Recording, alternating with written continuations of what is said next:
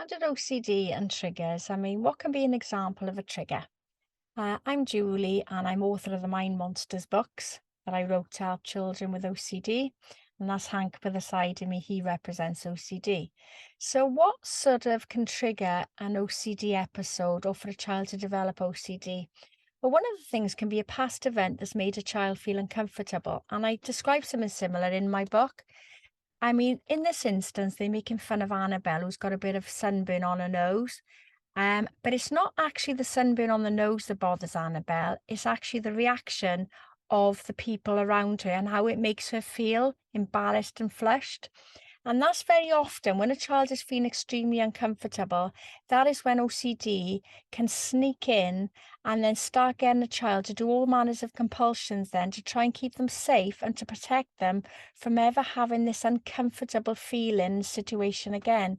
For example, it could be like, let's say a child is afraid of getting a virus. It could be that they just continually wipe with disinfectant wipes, or it could be they keep washing their hands, or they keep changing their clothes, or having a shower if they've got contamination issues.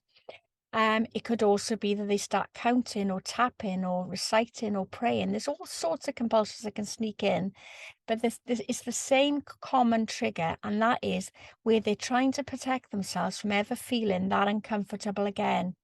And I say that is what can lead then to OCD episodes and it spiraling out of control.